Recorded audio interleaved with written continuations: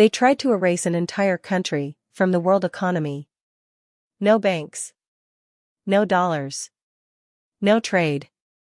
Everything cut off. But right now, billions are still moving silently. Oil without names. Money without banks. Deals without records. A hidden economy, growing stronger under pressure. So how is Iran still playing the game? Let's go inside. Imagine living in a country cut off from the global financial system. No access to international banks. No ability to freely sell your most valuable resource. No trust from global investors. And yet, the economy doesn't collapse. The system doesn't break. Instead, it adapts. It evolves. It hides. This is not just an economy. This is survival engineered in the shadows. This is Iran. For over 4 decades, Iran has been one of the most heavily sanctioned countries on earth. Sanctions targeting its banks, its oil, its currency, even its ability to trade basic goods. The goal was simple: isolate Iran so completely that its economy would suffocate. And for a moment, it almost worked. The Iranian currency collapsed. Inflation soared. Foreign investment vanished. Entire industries slowed down. Studies show sanctions caused deep long-term economic damage, reducing growth, investment, and even employment across the country. But here's where the story takes a turn no one expected. Iran didn't just survive. It built a parallel economy. A hidden system, designed not to obey global rules, but to bypass them. At the center of this system lies one word: oil. Oil is Iran's lifeline. Historically, more than half of its export revenue came from oil alone. So when sanctions hit oil exports, it wasn't just pressure. It was economic warfare. The United States didn't just say, "Don't buy Iranian oil." It said, "If you do, you lose access to the entire global financial system." That threat was powerful enough to scare most countries away. But not all. Because where there is demand, there is always a way. Iran's first weapon in this economic war wasn't military. It was invisibility.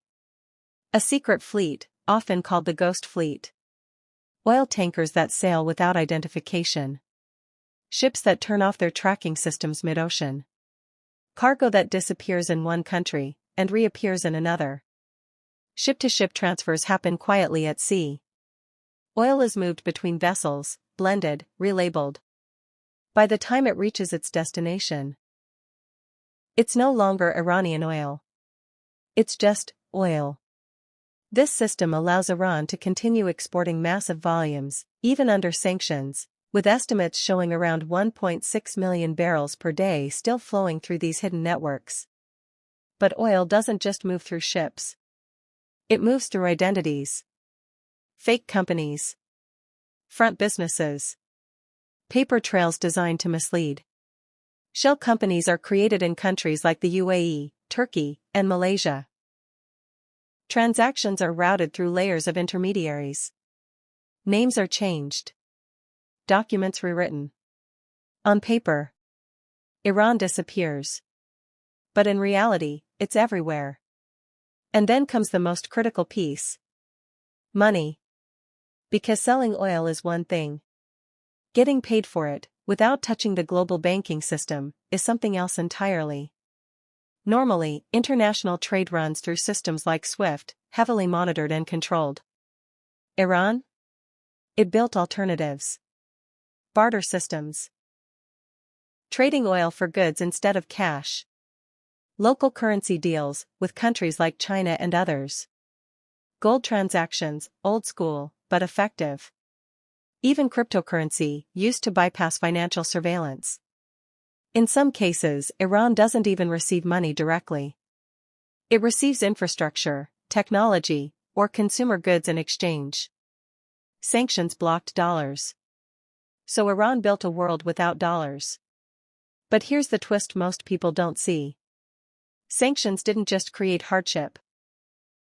They created opportunity. Inside Iran, a powerful network emerged. A shadow economy. And at the center of it stands one of the most influential forces in the country. The Islamic Revolutionary Guard Corps, IRGC.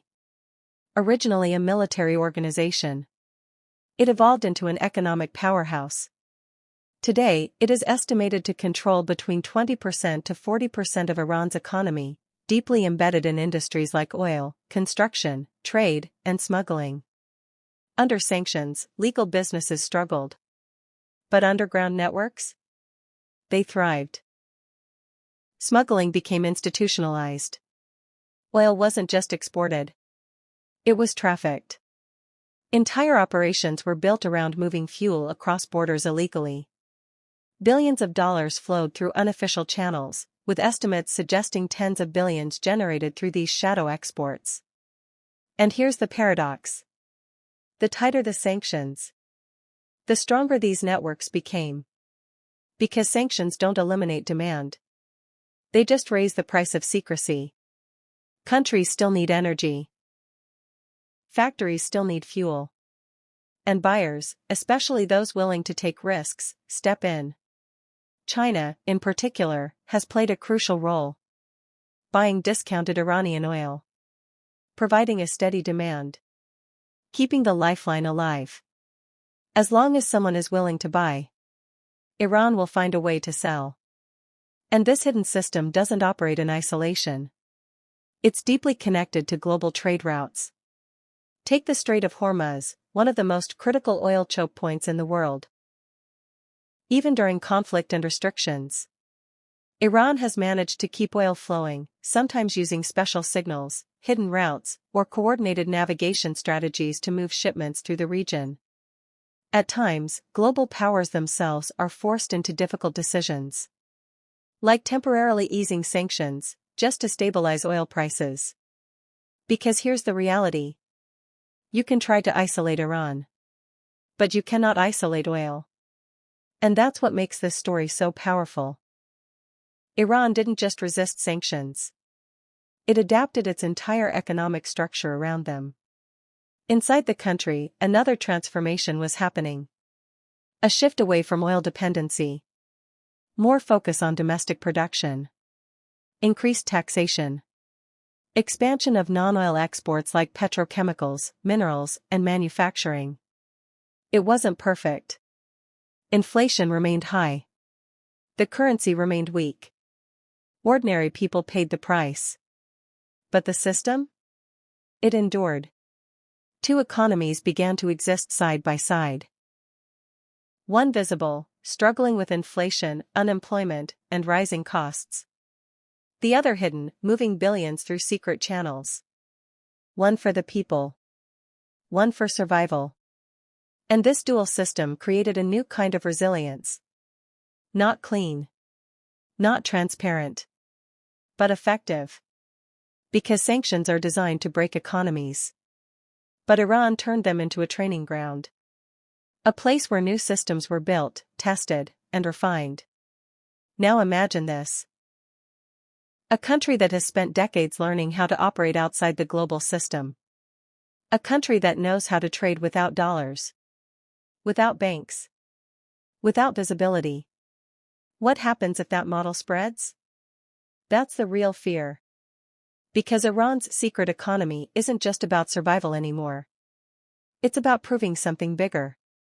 That a nation can exist outside the rules of the global financial order. And maybe even thrive in its shadows.